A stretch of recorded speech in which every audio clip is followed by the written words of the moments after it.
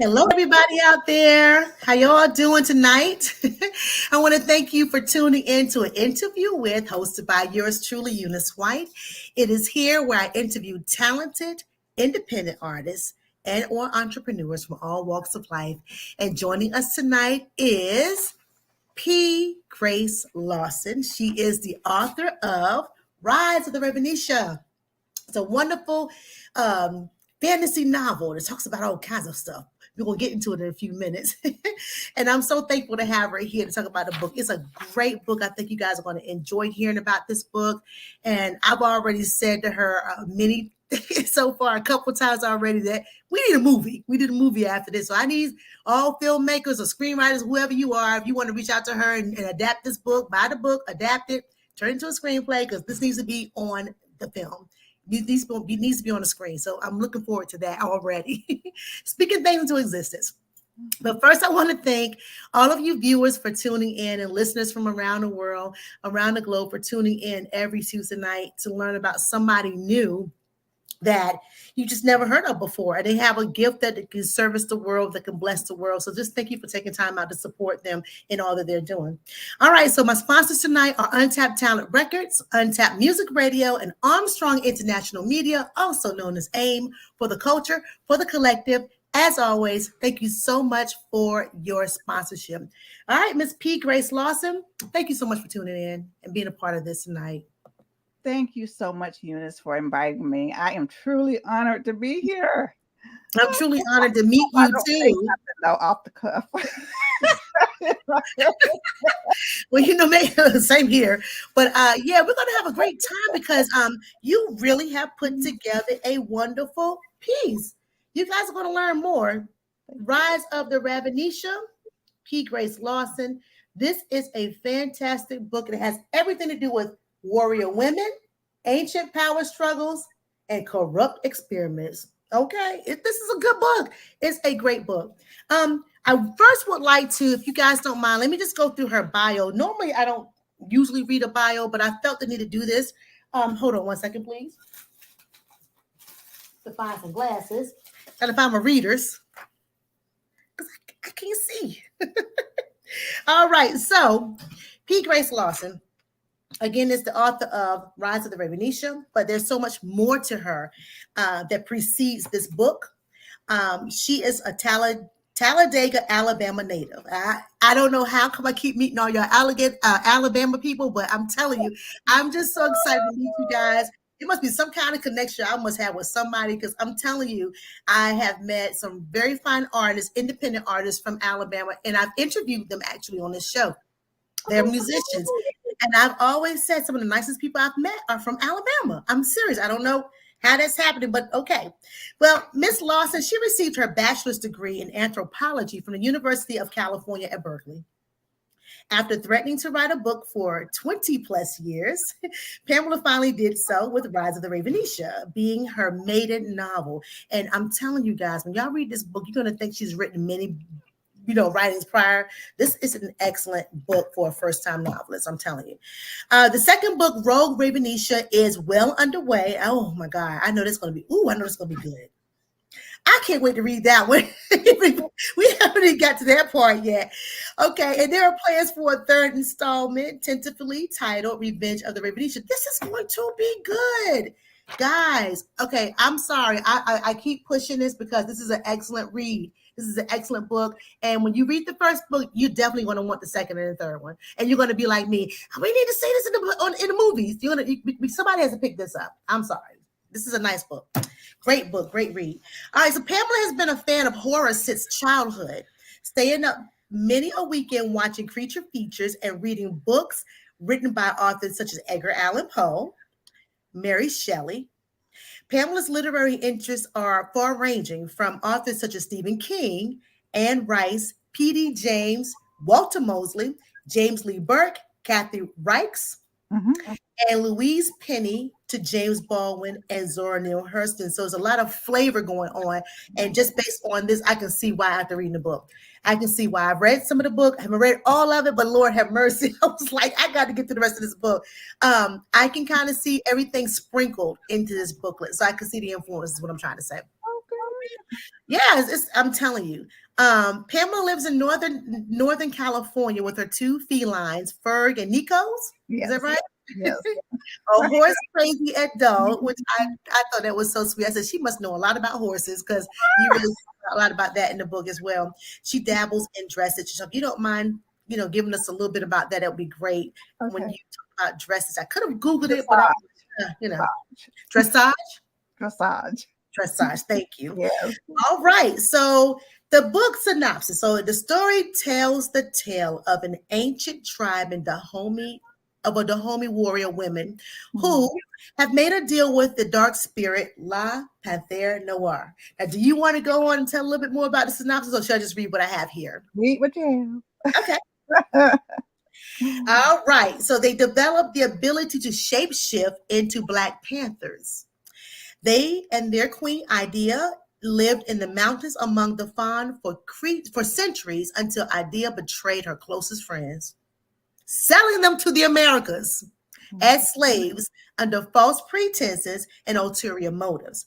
The story picks up in present-day southern United States, where the women, now known as the old generation Ravenisha, have decided the time has come for them to rise and free themselves from the bondage of their past. So, again, another reason why I love this book.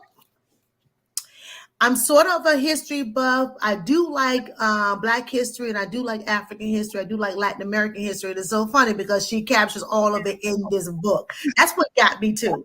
I was like, oh my God, this is so cool. And so a lot of what you were sharing in this book, I was like, oh my goodness. I remember studying certain things that reminded me of certain the relics or whatever. We'll let you talk about all that.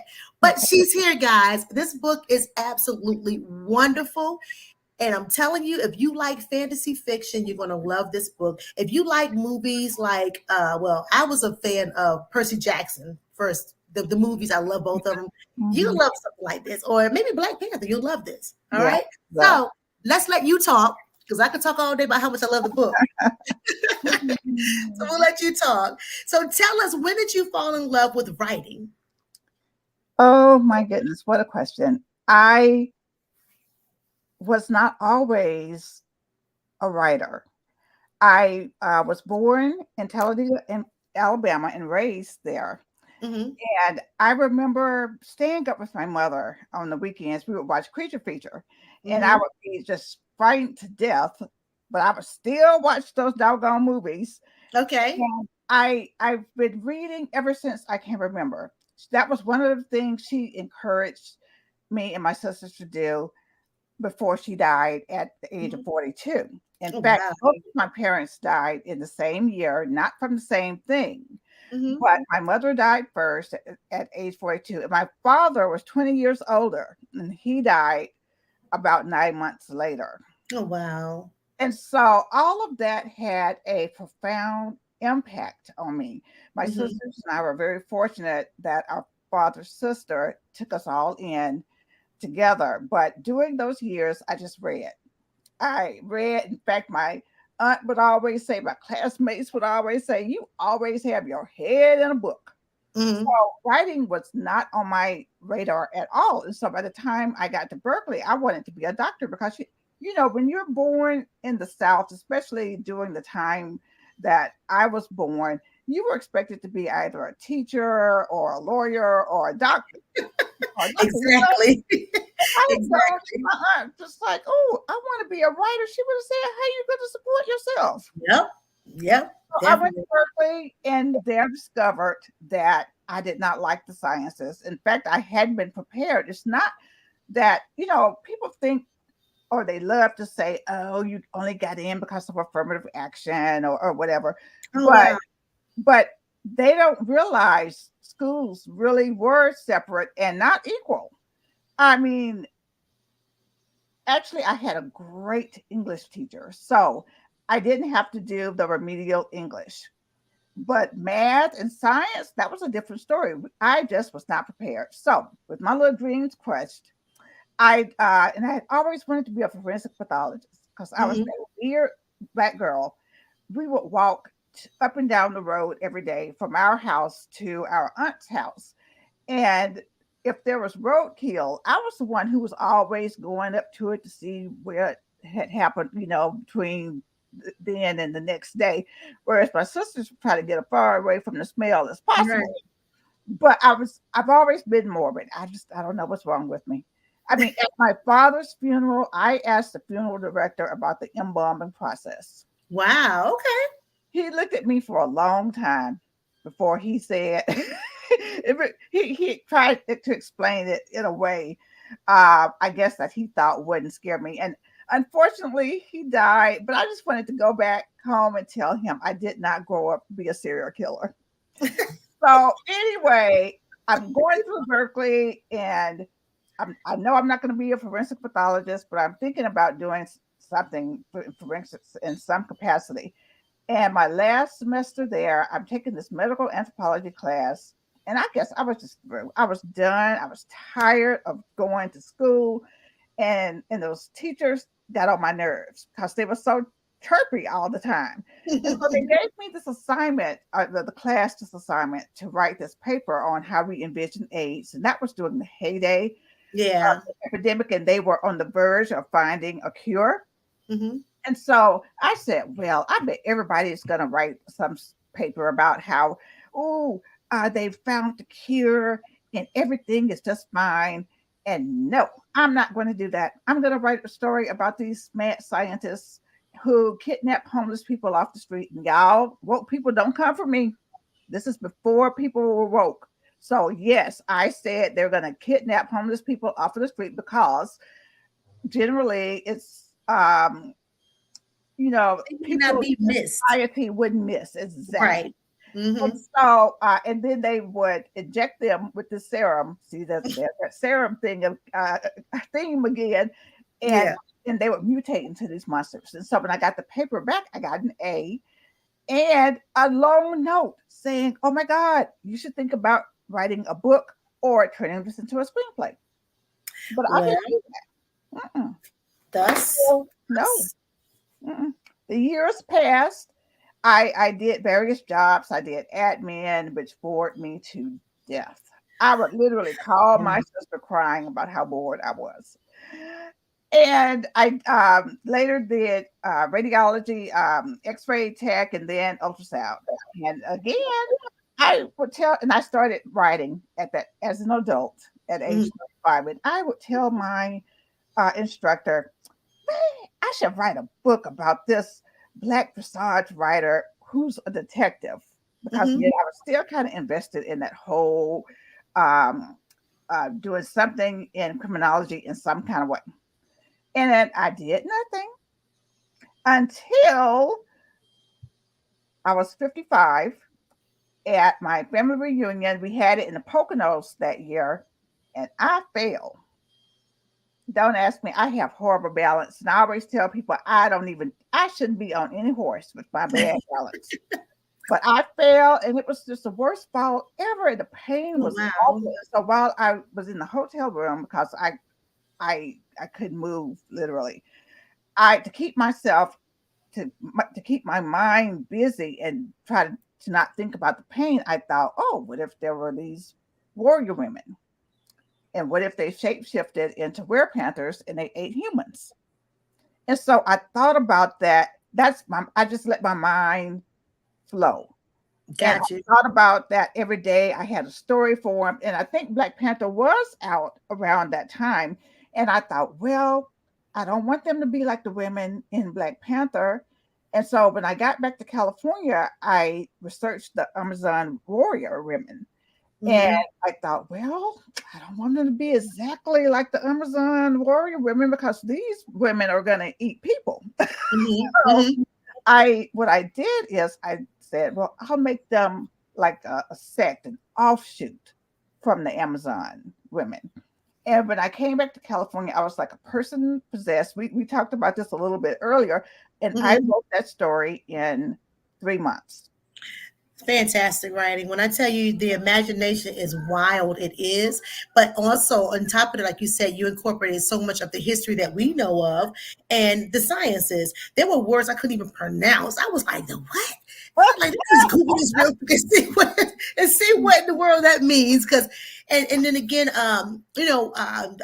French colonialism, if you want to call it, or Yes, conquering, all of that stuff. yes. I thought it was supernatural. I thought it was supernatural. I was going to say supernatural, but just a supernatural book. It's really Mhm. cool. I really You like it. know, If people you guys like that type of reading, I'm telling you, you're gonna love this. It's really great. And she modernized it. Which is great. So we'll talk about more of that. I'll let you tell what you want to tell about the book, because I might slip up and just say, oh, no, no, you're okay. this And I was just going to say, people ask me why, or do I regret not writing after I got out of college. And I realized that I wrote the book at the time it was for me to write the book, that the Yeah. universe wanted me to write it. Because if I had Mhm. written the book right out of college, I wouldn't have had the life experiences that I have Yeah. now. And Yeah. that those experiences, I was able to incorporate some of them into the book. You're absolutely right, because we have to keep in mind too that a lot of things had not unearthed yet in terms of the internet and all that we can find on the internet. And so you're right, you may not have been able to incorporate some newfound stuff that we're learning about history. In my Latin American class, I had he was a really good teacher. He was Mexican and Japanese, so I would have to flip from his dialect. Like, he would go from a dialect of speaking in, well, the Japanese, I would say, dialect, to Mexican. I'm like, oh my God. And then a lot of people who were from Latin American countries or Mexican, they were like, you know what he said? I said, I don't know, but I'm gonna try to listen real close. Just tune your ear in. Tune your ear in. We'll figure it out. Yeah, it was just a crazy class, but I learned so much about Latin American history and our role in terms of like the, diaspora, and coming Yeah, through, and yeah. how we kind of like how we got there, how we got in places like Mexico or Guatemala, Central America or South America, Mhm. and basically just because they were wiped out pretty much, almost just pretty much Yes, wiped out some people, yes, and we were absolutely. the resilient ones, basically resilient ones. And as they were reporting back to Spain, we found these folks over in Africa, they can handle all this stuff. We go over there, and that's how we ended up in Brazil and places like that. Yeah. Except for, I think, Argentina. I don't think Argentina let us come down there. I think they were like, Yeah, yes, there nah, are some y'all black ain't coming people down in here. Argentina. Yes. Y'all ain't coming down here. Nah, no. That one, or maybe it was Venezuela. It's one of those countries that would not let us, like, they would like keep it strict them, and that's it. Yeah. If they were to intermingle, they intermingle with I would say more Europeans, but not us. But the bottom line is, again, when you talk about the history of what was happening there and how we got ourselves there, I was just amazed to read it in your book, to see how you touched on it. And I was like, with the Jaguars and all this stuff. I was like, oh my God, I remember learning about all this stuff in that class, about their history and their folklore and all this fun stuff. But anyway, I say all that to say, I like how you brought all of that into this book. Guys, buy this book. You're going to love it. If you like, I keep going back. If you love like folklore, if you love history, this creative mindset here, she put some stuff in here. And again, you're going to be questioning a lot of stuff, but you're going to be like, oh, wait a minute. And I love it. So you got to get it. But we'll let her talk more about it. So that's a very interesting way of how you got involved. And it was around the pandemic that kind of caused you to put it together and, and it's done. And it's a fascinating piece for 3 months. But again, I think when I spoke to you earlier, I was like, you being an anthropologist, I'm not surprised that you put this together so quickly. I don't know why. I'm like, it certainly influenced my including everybody, because I think one person noted in a review that I had included everybody, but that's the world I grew up in. And that's the world that I embrace. So yes, we have Is Papalotl, or a sitting butterfly. She's an Aztecan woman who shapeshifts into a werepanther.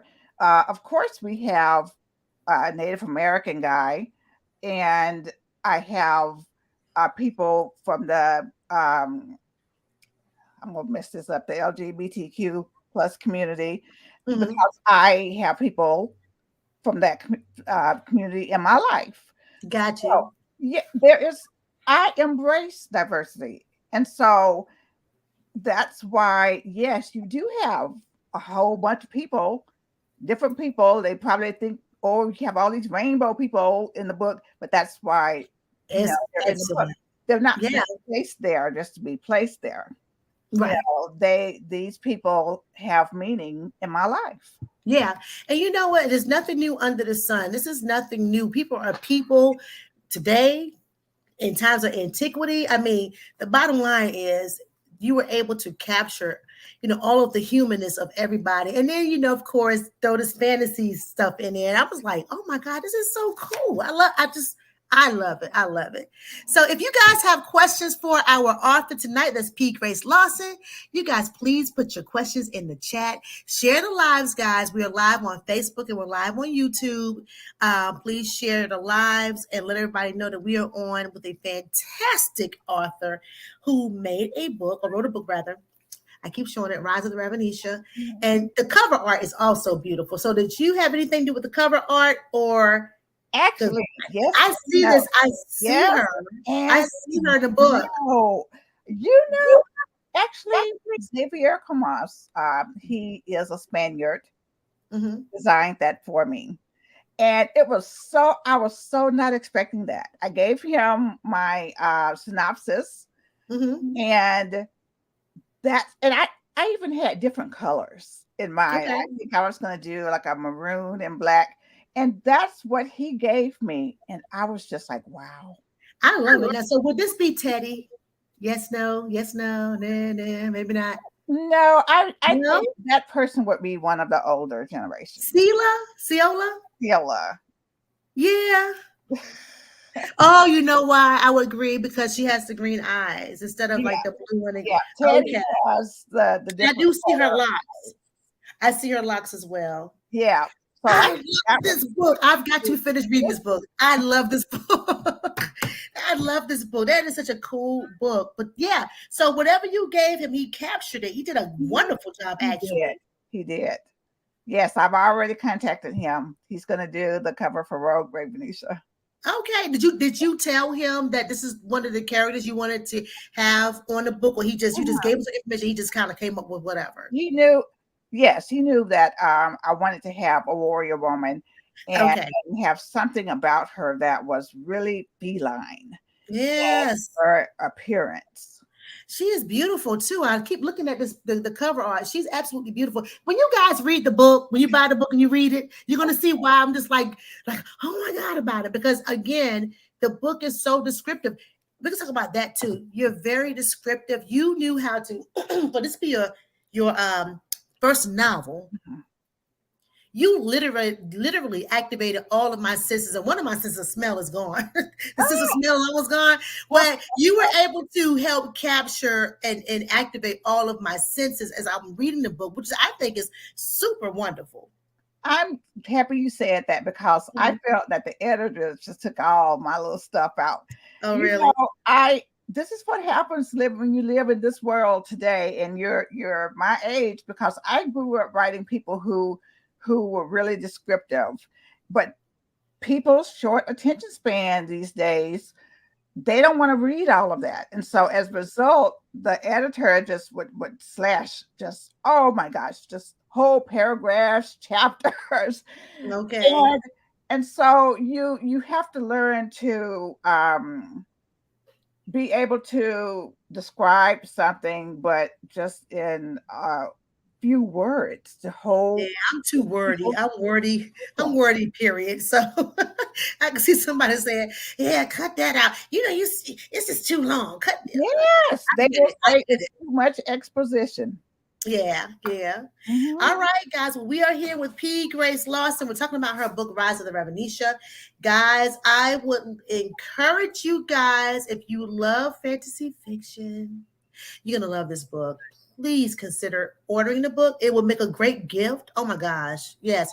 If you have a reader in your family that just love books and love fiction, order this book. It's so cool. Again, I don't want to compare it to Black Panther, but again, it's one of those historical fantasies. That's all I can keep saying, is like a historical fantasy. And you're going to learn so much. You're going to find out so much of how the author incorporated so much of history. And I'll let you talk about Queen Idia and all that fun stuff, and then we could talk about how, the history is incorporated. And but anyway, before we do that, I want to go to our first sponsor. We're having such a great time. I just want to go to our first sponsor, then we'll come back out. We're going to talk to the crew in the audience. So if you guys have any questions, please put them, or any comments, put them in the chat. And again, please share this live. Share the live with the world, because the world needs to hear about this book, guys. The world. Hey, author James Rodman. He's an author. I interviewed him. He was my first interview, and I always got to shout him out. He has the hottest book on the street called My Butterfly. And it's a book about love from a man's perspective. So he just shares his journeys in love, and it's a great book. So guys, check out author James Rodman on all social media platforms. All right. Okay. And P. Grace Lawson, she has a website herself. So get this book. All right, pgracelawson.com. You can get The Rise of the Ravenisha. She's already on her second one and getting ready for her third version of this book. So it's going to be really fun. But let's go to my sponsor for a minute, guys. So we're calling all. This is Untapped Talent Records and Untapped Music Radio, guys. And they're calling all independent singers, rappers, poets. Do you need beats, management, studio time, or would you like to have your music played in rotation on Untapped Music Radio? Well, for more information on affordable prices, contact DJ Get Loose or T Hatchet at untappedtalentrecordings@gmail.com. Let's check out their affordable packages. Hear a funky production by DJ Get Loose. Meet a couple of their talented recording artists. And hey, again, music's available on all streaming platforms, but you can also purchase music via Untapped Talent Recordings at gmail.com. So we shall return in a second, guys, to get back to this fantastic book. All right. And the author. We'll be right back.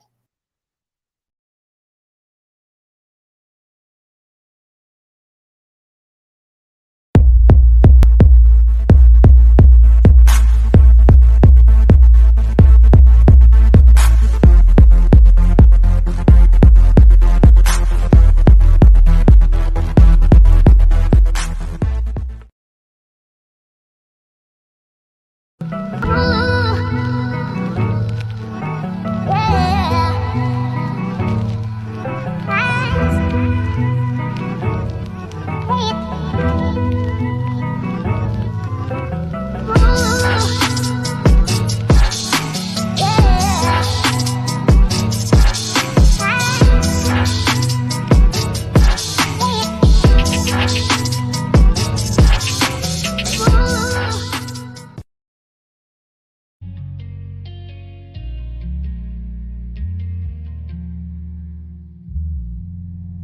Takes a lot to be cured. When your bad behavior caused your life to fall into a hole that you ain't too sure. You deserve to be here, you really don't see clear. All the demons start creeping, battering your being, invisible pain. You really can't explain cause people can't see them, but you acting strange. Nobody knows why you don't reply or answer your phone. Why is all your lights out, but you got your eyes wide on the ceiling. Tears forming lines to your pillow, pills in your hand like Skittles. Thinking I won't be missed cause I don't exist, so let me go missing. I'm on the inside, all of my feelings, I can reveal it. I lose connection to life, I will go willing. I have no answers, I read everywhere I could run. There ain't no point to stay living. Tell them I tried, but I was not meant for this life. I wish it was different. All that you did was let them down.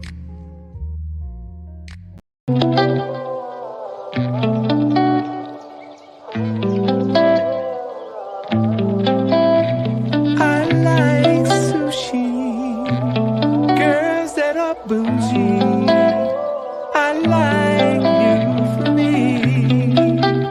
I like ladies with cheese, red bottoms, please.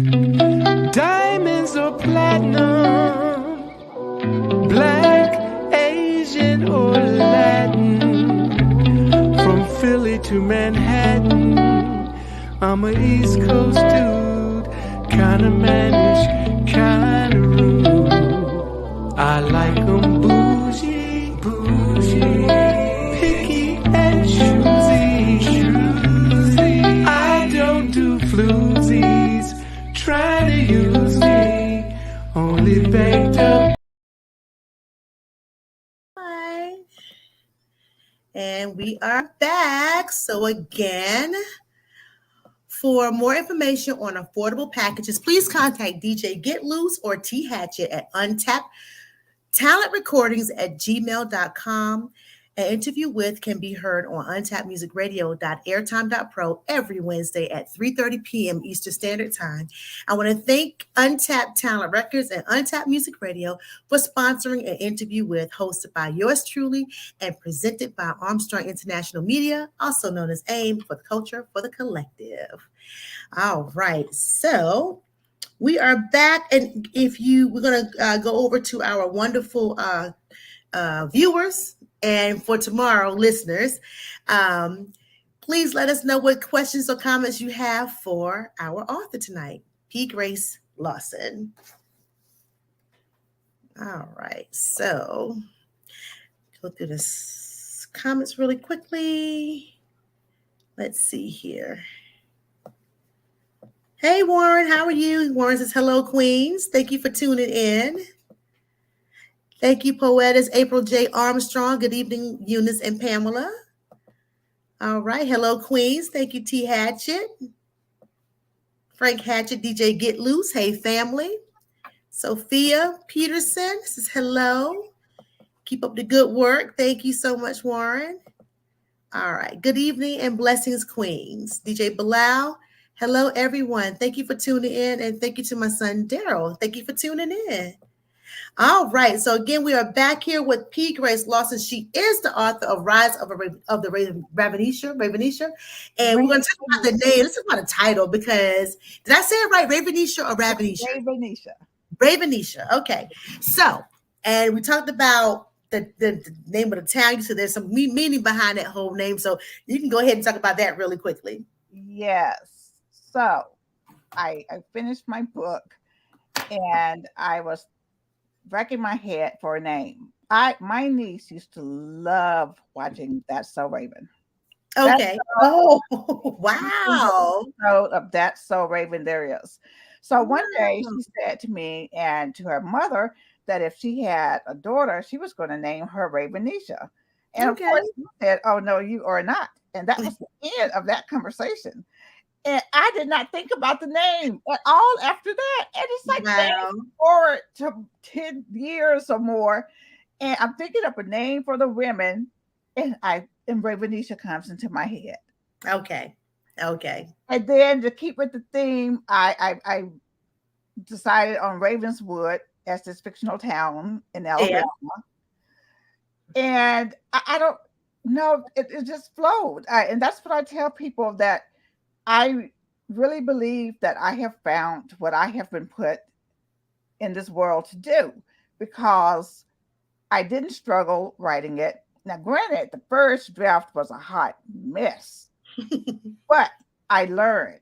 I worked on my craft. I took, these classes and online, and I joined the writing group, and so I revised that hot mess for about a year and a half to get to what Yeah.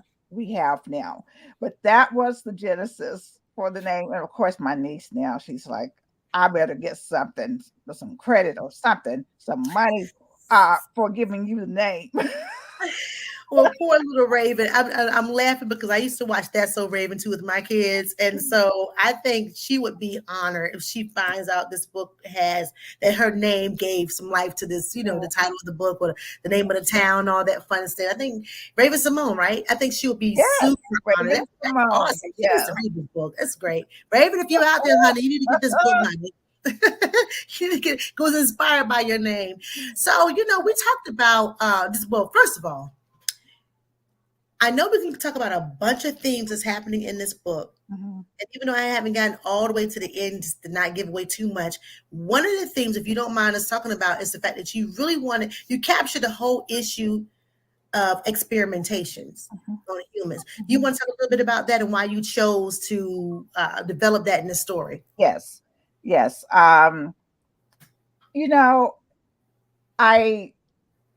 When I came up with the Rufus character, I thought, well, okay, he's white, old. His family has owned the Ravenisha for generations, and they've been experimenting on them all of this time, treating them as inhuman and as animals. And I thought, well, it's so easy to make the bad guy the old white man all the time. So that's why Queen Idea is also a bad person.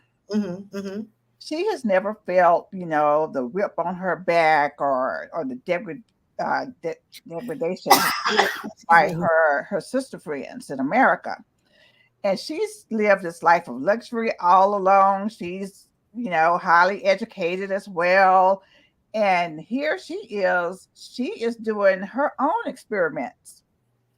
Now, she has been the puppet, the one who has been behind Rufus's family, like kind of guiding them into this whole experimentation thing, because she wants to breed a super race of the Rare Panthers for her own purposes. And in my second book, I really talk about Rufus' experimentation on the women, because we all know the sordid history that African Americans have experienced in this country.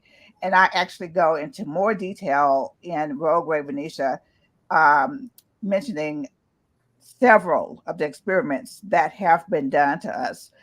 But in Rufus's case, I tried to show that while he was experimenting on these women, he also has a thing for Ciola. Oh, excuse me, I'm so sorry. And to me, it's just all very strong Thurman. Yeah. And in the second story, there's a scene that goes, he's basically telling the girls they should be grateful that he created them, because they're these super predators, and they're looking at him like he's crazy.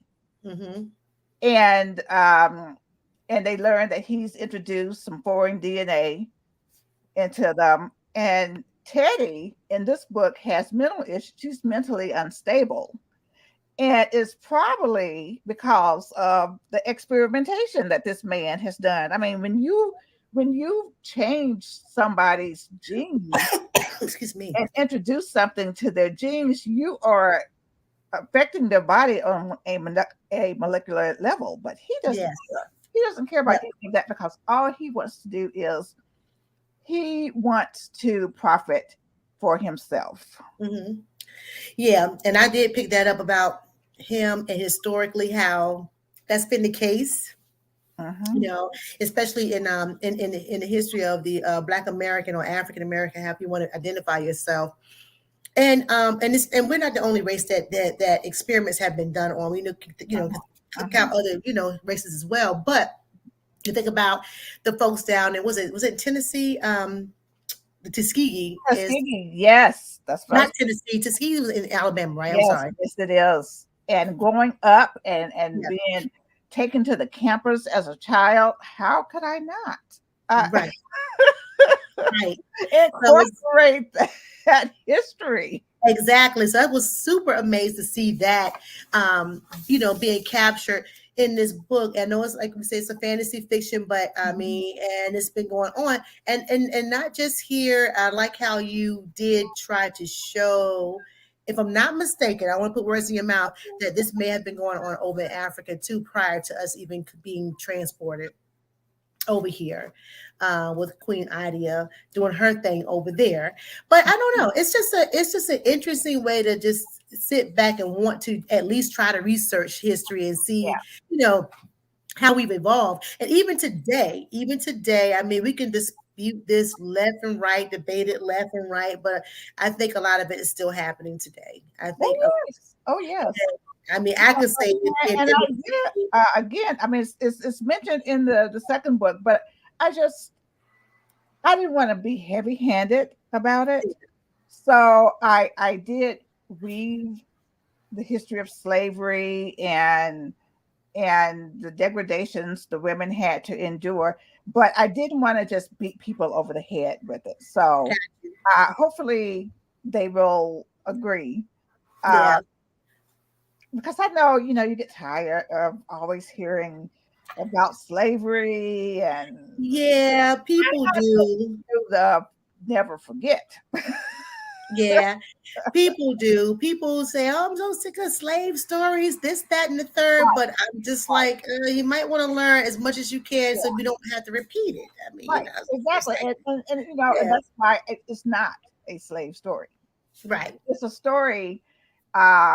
And we know that the women were enslaved, but again, I don't dwell a lot on it. So what other things you want to talk about that you find there's some love story stuff going on in here too as well? Yes, I try to balance things out, because just as I did with Rufus, I didn't want to portray or just have him be this totally evil character, although he is pretty vile.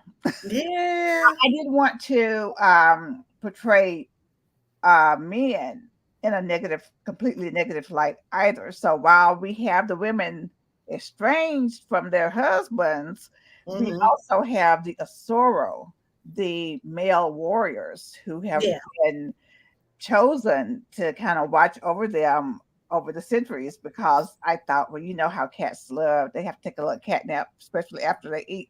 So I thought, well, this period is this women's vulnerable times, and so they need somebody to watch over them, and so that's how we came up with the Asoro. Yeah, which was pretty good. Another thing you touched on that I thought was very interesting, and when we talk about the family dynamic, there was something between the old gens and their husbands, and possibly selling them out, that type of thing. I thought that was really interesting. When she just said, I think one of the girls said, I just want a strong man. Yeah, Ciola. I just want a strong man. Right. And she was tired of having to be a strong Black woman. Yeah. I like how you touched on that as well. Yeah. And just how first she was about to blow Ozzy's head off, but then she kind of relented and just like, I know you did the best you could, because he thought that he was helping them by cooperating with Rufus, kind of being a little spy, letting them know the girls got the sign. And so, but of course that never works out in people's favor. You know, when you think you're going to get on the good side of the person who's doing you wrong by killing or betraying, somebody else. But that never happened. So I'm just the readers will have to see the fate of the. Yeah, I can't wait to find out, because I know that there was a point there. Excuse me, they were too fit to be tied, if you will. Yes. But like you said, they were like, okay. Let's see. What do you want readers to get from this reading? What do you want your readers to get from this reading? What's like some of the most important points? Well, the book is about female empowerment, and it's told through the lens of these warrior women who shapeshift into werepanthers. But you also have to realize that the book is also about courage, resilience, and battling demons, real demons, and your inner demons. Yeah. I think metaphorically speaking, we all have bonds that we need to free ourselves from. And I know I didn't set out to write this story about female werepanthers, but that's what came out of me. And the interesting thing is that at the end, I said to my family, you know what? Not only are the RAVENISHA free or freeing themselves from their bonds, but I have freed myself from the bonds that were holding me back and down. Okay. You know what? And I was going to say, I'm glad you pointed all of that out. You can touch on like what you got out of writing this book, because the same thing as I was reading it myself, I noticed that I'm looking at. I was able to put myself in the story to figure out like what character I would have been, and to see how I would have tried to transgress through this whole. Did I say that right? Transgress through this whole through the whole story, and I see that it truly applies to today's life. And because again, there was this one part where the girls were like, "Well, why didn't y'all just basically with all the superpowers? Why didn't y'all just like get away from the whatever?" Yes, the new generations asking their nanas that. Yeah. Yes, and they replied they could have, sure. Yeah. Well, just before Rufus put the lethal collars around. I know that. Yeah. I was thinking if he didn't have that around, it'd be fine. He was eating any generation of the Honeycutt family, I remember, who was imprisoning them. Mm-hmm. But then what? They would have been hunted down to the ends of the earth. Yeah. Obviously, Idea was not going to come to America like she said she would, and they would start a new RAVENISHA group, and in their quest to help LaPentra Noir take over the world, because people always want to take over the world. They just can't be happy. Like Idea wants to take over all of Africa. Yeah, the whole continent. She was, I want the whole continent. I'm coming to America next and in the world. She's already thinking of herself as a great example of Black girl magic. Yeah. Oh my goodness. And oh my God. And just like that, I have lost my train of thought. What were we talking about? Well, just pretty much where we find ourselves, like a reader. I think all readers will be able to find a piece of themselves in this story. Right. Yes. They'll be able to relate. Yeah. And it'll help you question your own self and your own identity. And, if you are struggling, like you said, with internal stuff, or, what bondages you need to overcome. And again, when those girls ask their nanas, like, well, why didn't y'all just... That's it. Exactly. And so now the collars are on their necks.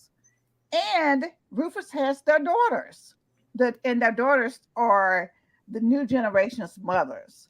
Yeah. So the story is also about the sacrifices that women often make. Yeah. Women are sacrificing their freedom for the day that they are reunited with their daughters. Yep.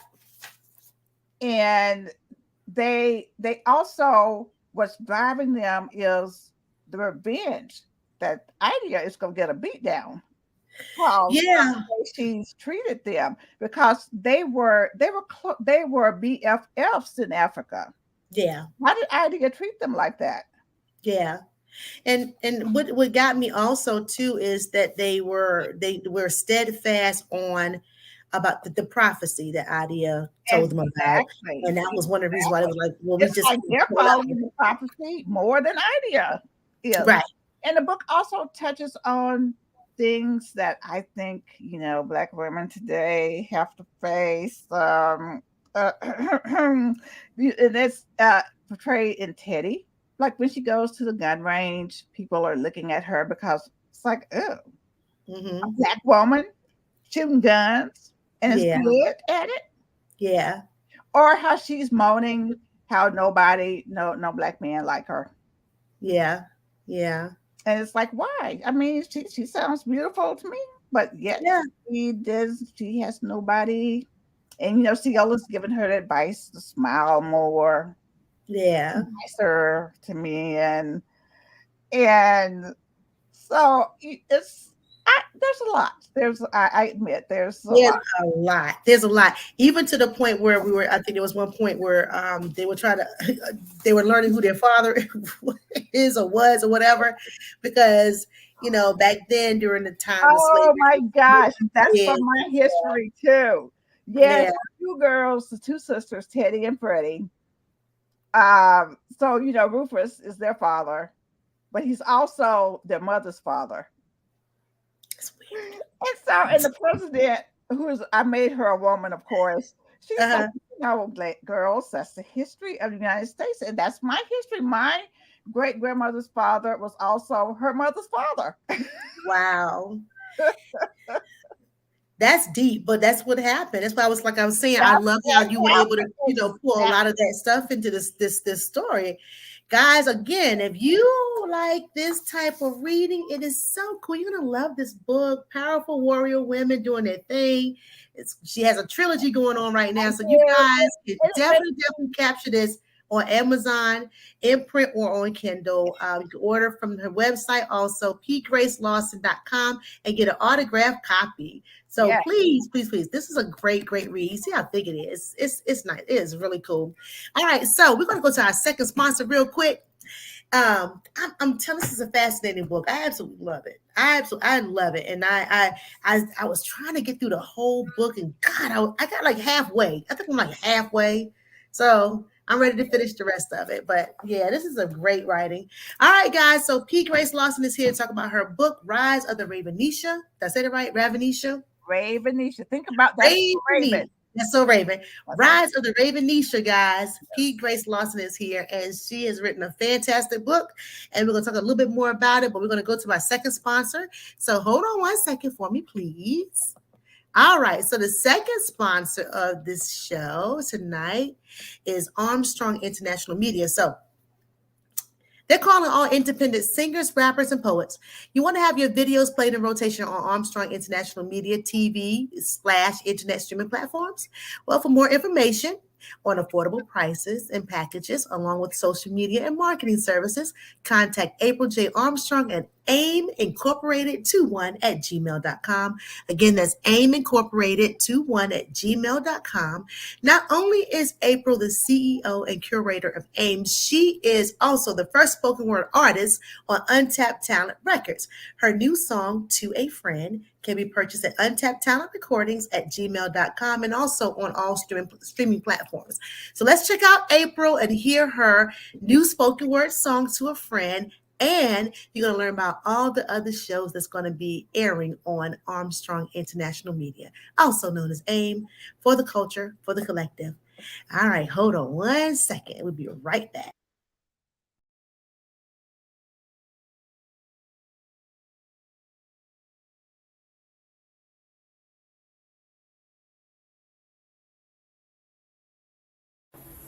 Armstrong International Media, or AIM, for the culture, for the collective, is the global premier cultural arts network where we hold all our power. A social media and marketing company, we also offer voiceovers, graphic design, commercial development, and of course, podcast production. Speak out loud to start your day or whisper into your evening. Discuss relationships or catch a one-man, one-woman feature. Dominating through testimony is, of course, poetry. Make sure to contact us for affordable packages to invest in your brand or your business. So make sure to follow, subscribe, like, and share. And AIM, for the culture, for the collective.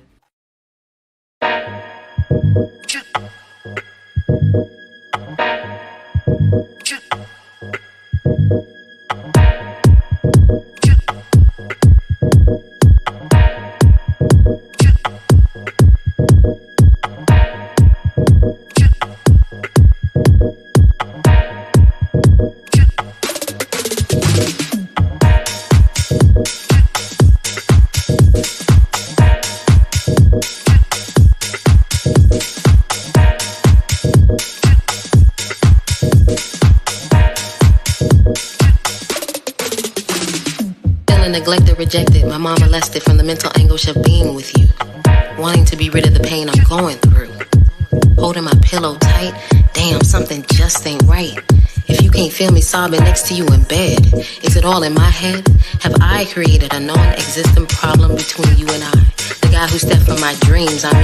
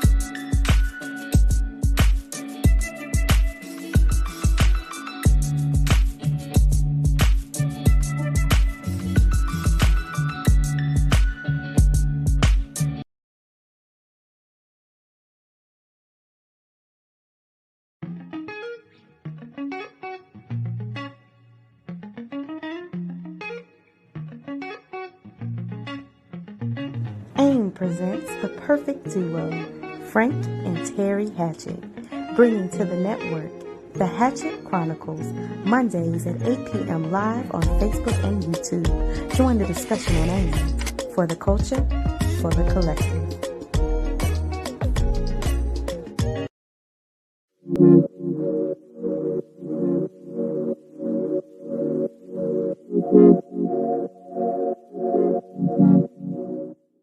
Join us on AIM Sunday mornings for a special hour service with Minister T. Hatchett. Sunday morning worship live at 9 a.m. on YouTube and Facebook. AIM, for the culture, for the collective.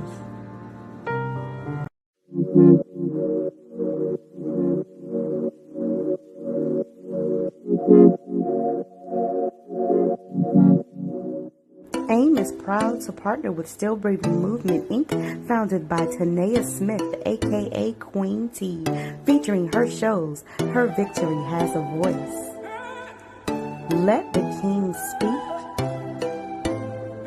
and Her Cup of Tea live experience. Only on AIM, for the culture, for the collective.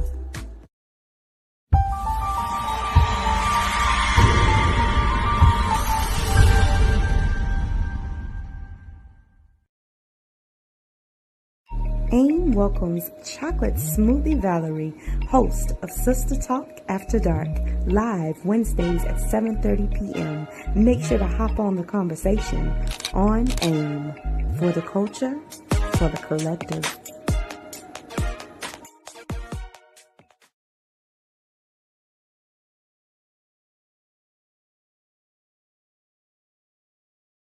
Here. Okay, and we are back. All right, so Armstrong International Media will broadcast an interview with this spring. And just stay tuned. We're going to be coming on along with all the other fabulous shows that you've just witnessed. I had a chance and an honor to actually show just a moment ago. Again, I want to thank Armstrong International Media for presenting an interview with. And just stay tuned for the official launch. We're coming through, and it's going to be a great, wonderful network of wonderful content. So please stay tuned. All right, so we are back, guys, with our author tonight with the fantastic book called Rise of the Ravenisha, author P. Grace Lawson. This book is fantastic, guys. You got to check it out. And again, let me put up how we can find the book. You can purchase it on Amazon and from her website, pggracelawson.com. Okay. It's a great book. Any comments or questions in the chat? Let's see. Well, Will Doss, hi Will. Thank you for tuning in. He asked, how can I get a copy of the book? And I'm going to show where April posted, Amazon.com in print or Kindle. And you can order from her website as well. PG P Grace. I said PG, pgracelawson.com. And we'll get an autograph copy. So that is awesome. Okay, so anything you want to talk about with respect to this book that we have not touched on tonight? Horses. Horse dressage. Yes. Oh, I said it right this time. Let's talk about it. Yes. I have always been this horse crazy little girl. In fact, my grandfather got me this pony, a Shetland pony, when I was young. And it threw me every single time I got on him. So my dad gave him away to his family, must have had like 10, 11 kids. So I didn't do anything with the riding until I became an adult. I was 35 when I took my first 100-jumper riding lesson. Really? And I was just hooked. And so I incorporate some form of horse riding in all of my books. Mm-hmm. And the reaction is mixed. For the people who love horses, they love it. You know, they can have more of it. But for the ones, like my sister, she's like, it's just too much. It's too much. But I do it for a reason, because when I started writing, it really forced me to do a lot of things. It forced me to get in shape. And it forced me to confront fears. Mm-hmm. I love it for kids because there are kids who ride are out at the barn. When they're not in school, they're out at the barn all day. And you have this bond with this animal. And I feel that we, especially Black people, we don't participate in certain activities. Mm-hmm. I know at the barns where I ride, I'm usually the only Black person. Mm-hmm. And I feel strongly about the conservation of land. And I'm seeing too many barns. They're being sold and people are putting housing developments on them. And so it's important to me. It's also a form of therapy. Mm-hmm. And so that's why I have Teddy. She's the rider in the group. The other women, they trail ride, like they're Tennessee walking horses. But Teddy does the dressage. And she's also taking the 100-jumper lessons because when she is on the back of a horse, she doesn't have to think about the racism that she experiences in this world. Mm-hmm. Because really, when you're in a riding lesson, you have to focus on what you are doing, or you're going to find yourself on the ground. So it's a great form of therapy, just being out in nature and being on the back. So like I said, I introduce this maybe 2 or 3 chapters in every book. In this book, we're talking dressage, and it's dressage. In the second book, it's going to be 100-jumper, and they're going to trail ride their Tennessee walking horses in addition to the dressage. Okay. So like I said, I will put a little bit of that of horseback riding in every book and I have learned too. I've been now that I'm on Instagram, that there are Black people out there who do ride. So people, yeah, that's true. That's true. Unfortunately, the English disciplines it's very expensive, but Western is not expensive, and having a trail horse is not expensive. So I just recommend it because it really builds a person's character too, especially kids. Yeah. You have to take care of this animal that's bigger than they are, that could potentially kill them. So anyways, that's my pitch for more people to ride horses. Okay. So, and you know what? I did enjoy. I enjoyed the piece of the writing that showed that she had it. Basically, I guess the father had created this equestrian, barn for her, and people are coming there to ride or to learn how to ride, or they have their show horses going on. I thought it was pretty good. So Teddy's character has really lived a really decent life. She didn't really have to that she didn't have all the craziness that I think until it seemed like she got older and started going through life and having to deal with the reality of I guess I hate to say racism, but yeah, Yes, all that yes. fun stuff. And for once, you have Black people, they don't have money problems. Thanks. That's what I'm saying. Yeah, that too. I'm like, wow. Who hadn't profited off of their slave labor, Yeah. but they have other problems. Yeah. They still have to deal with racism. I love the question, if you don't mind me saying this, but in the book, I think Teddy said, she asked Rufus, with all this spirit, why are you trying so hard to be like us? Mm-hmm. Why are you doing this to us? Mm-hmm. Why are you trying so hard to be like us? Yeah, that was another character when he was basically doing that confrontation while they were on the side of the road picking the poke salad. Mm-hmm. Yes. I thought that was really interesting. Because, we ask the same question to this day. Mm-hmm. And I hate to talk about people, but, certain people are always talking about Black culture, and yet they appropriate the culture. They appropriate, but then there's also this hatred. Exactly. Yes. And she was like, well, why even bother? Why, And notice he didn't answer it. He just said, "Don't worry about it. Just get those girls here." He didn't. So I deliberately had him not answer, because people today, when you ask them those questions, they don't have an answer for it either. But it is. And we know too that he wants to be like them because, first, he's greedy, he's power hungry, he's sick. He wants what they have, period. But he doesn't want to admit that these women are just as smart as he is. Mm-hmm. They could have been working in the lab, maybe even trying to help him find a cure for his brain cancer. Right. But no, he has this little racial hatred, which is interesting too, because he has feelings for Ciola.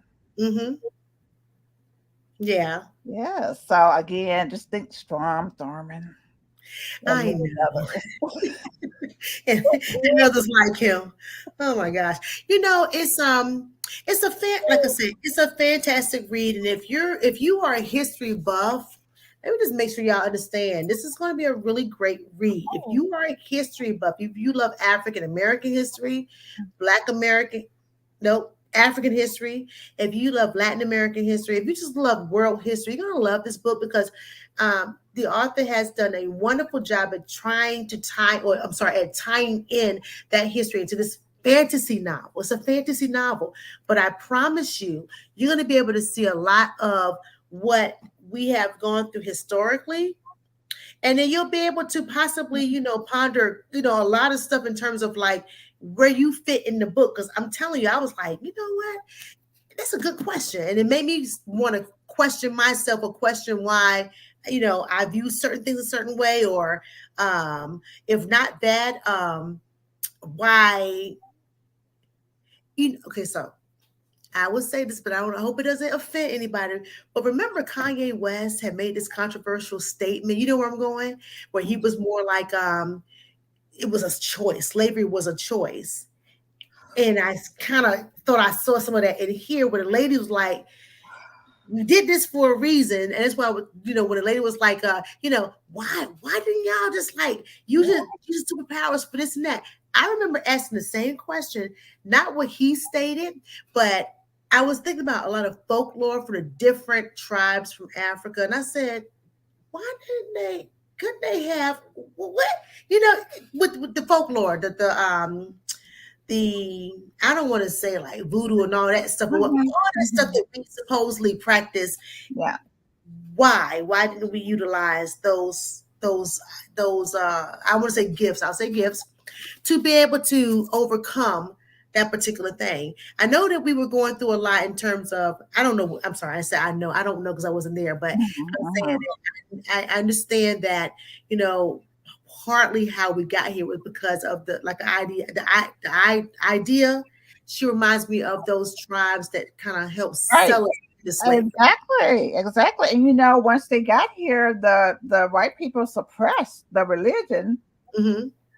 So slaves were not allowed to practice the religion. I mean, they couldn't even speak their own language. Yeah, literally couldn't do too much. It was just really interesting how it just makes you stop and ask that question, like, what happened? And I know we have different tribes from different parts of Africa. We even have different tribes, territories, even military of how we exercise our military, our strengths. I think about Haiti, for instance, like when they had that uprising, you had people from all different areas of Africa. Some might have been great at let's just say poisoning. Another could have been great as the spear. Another could have been great as, we know how to ambush. Another tribe could have been great where we could just be in the trees. You wouldn't even know we're up there. Come down on you. And then like we come from the earth. I mean, it's like, gosh, it's really amazing. A lot of the strength, but somehow I want to say on that trip across the waters, something happened that people just became fearful or whatever and just didn't. Yes. I mean, spirits were just broken. Yeah. The spirits were broken before they even got over to the Americas, whether it's Central or the Caribbean or whatever. And it's just amazing me. But again, guys, if you love history, this book captures. She does a great job at incorporating all of that into this book. And again, this is straight fiction, but there's a lot of history that you can kind of relate to. You'd be like, whoa. And it really causes you to ask some great questions about our modern day selves. So Terry asked, you said, yes. Say it again. No, I was just gonna say, oh, someone asked the question. Yeah. She says you took writing lessons. How hard was the editing part of finding an editor? Okay. I did not take classes. Now, let me just clarify that, because I am so conflicted. I kind of want to get an MFA, but I don't, because I feel that people who get an MFA in writing, they all write the same. Like, I feel I can read somebody's book and I can say, oh, this person must have gone through an MFA program. So I took many courses online. Editing is super hard, and it's so difficult to edit your own work but finding an editor was easy. I went on Reedsy, that's REEDSY, and it's this service where they offer so much for writers. That's where I found the person who did the cover. That's where I found my developmental editor and the person who did the editorial assessment. For the second book, I will probably look at some people on Fiverr now that I kind of, have gone through the process.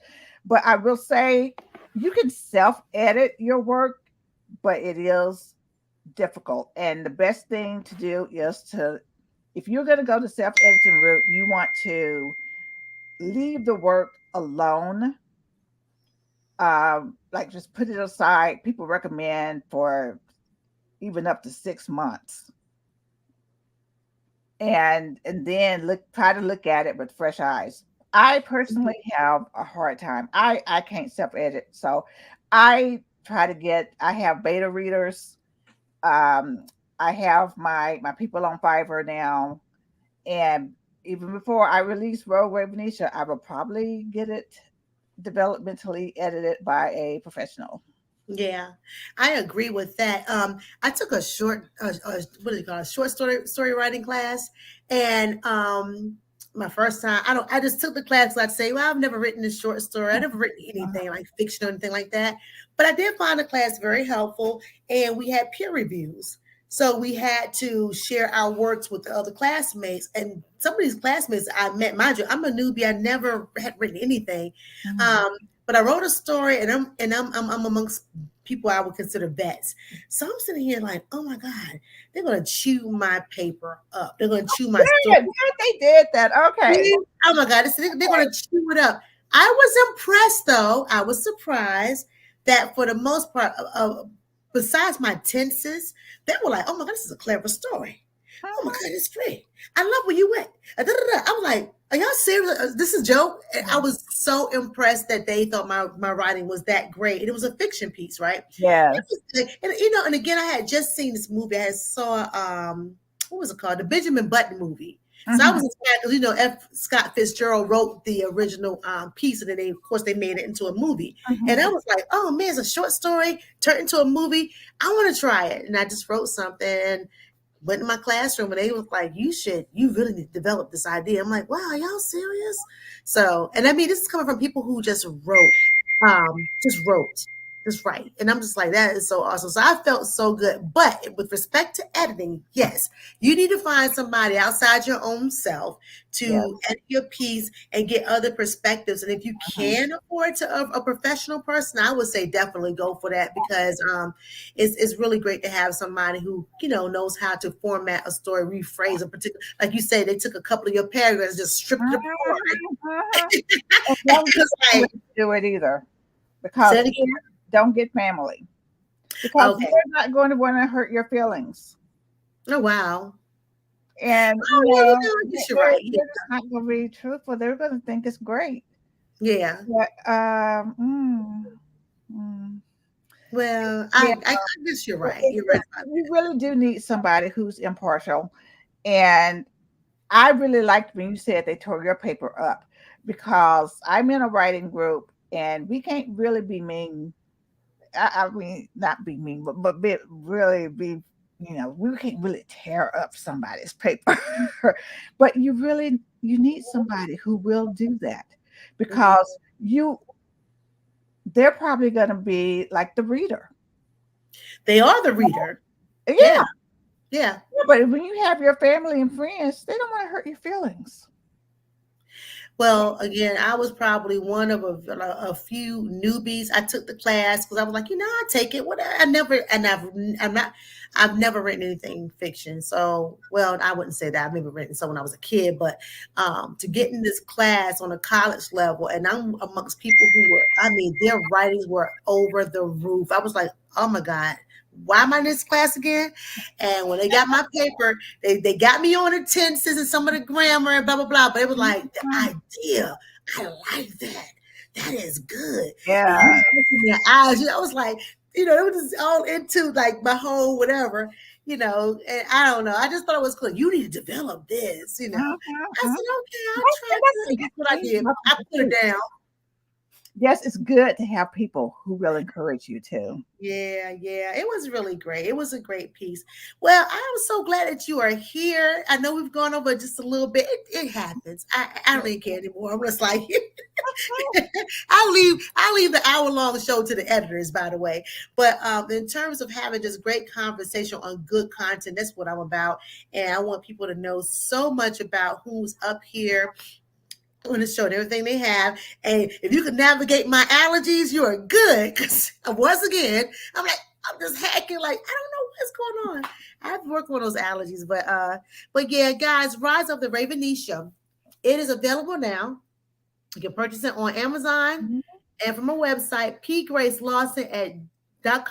And guys, I'm telling you, it's a really good book. You're going to love it.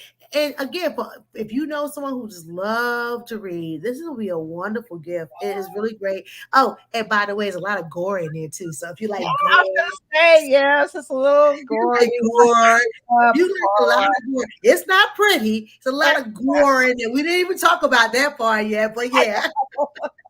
It's a lot of gory stuff in here. Gory. My sister won't read it because she said she can't. She lives by herself and she can't be having nightmares and staying. Oh wow! It's great. But again, it's a good. I promise you guys are gonna love this book, and we need to give P. Grace Lawson a hand. That's for your first novel. It's wonderful, absolutely wonderful. Yeah. So any last words you have for the viewers? Yes. I always tell people, let your inner Ravenisha warrior shine.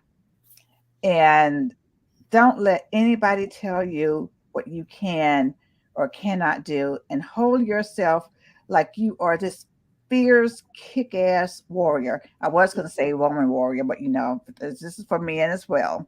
Yeah. You are a warrior. You come from great people. Yes. And I won't say you can do anything you put your mind to it, but it is definitely better to try than to not try. And again, just let that warrior in you rise and shine. I'm looking for the merch as well. I'm looking for the merchandise as well.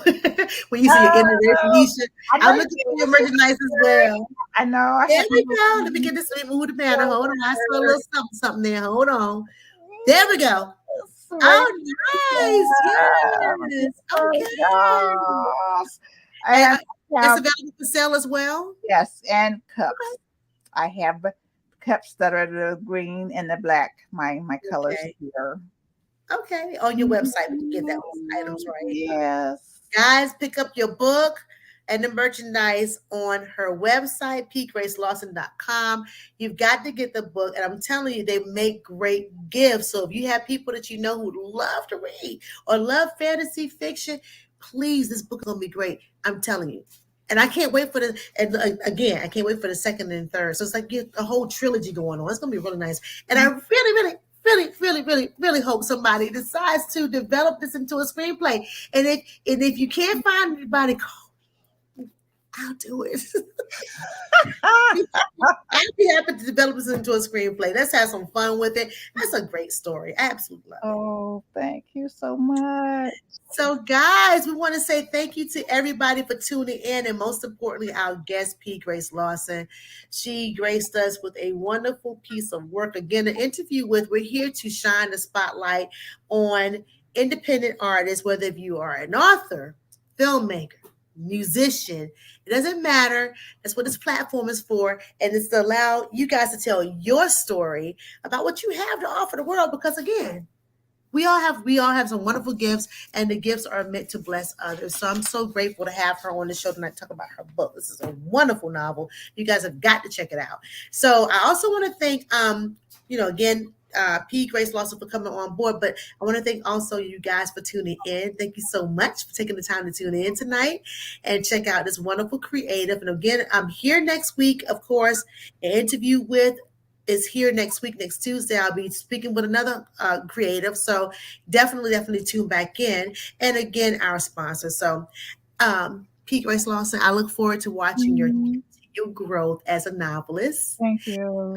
And if you might want to spill over to becoming a screenwriter, and you just convert it into a screenplay. You never know. Mm-hmm. I look forward to seeing your continued growth, and I just want to just wish you just well with it all, because this is a great.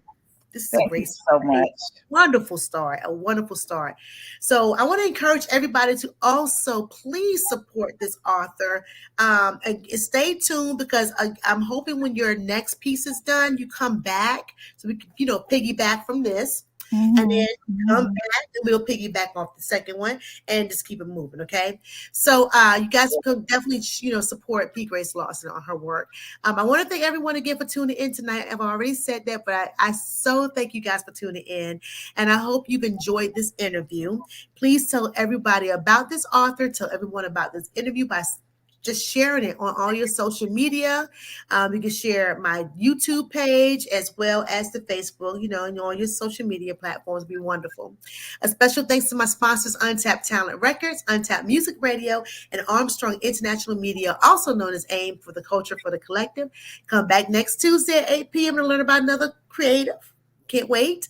If you have a talent that the world should know about, please contact me at www.interviewwith430@gmail.com so I can book you and let you tell your story right here on an Interview With, hosted by yours truly.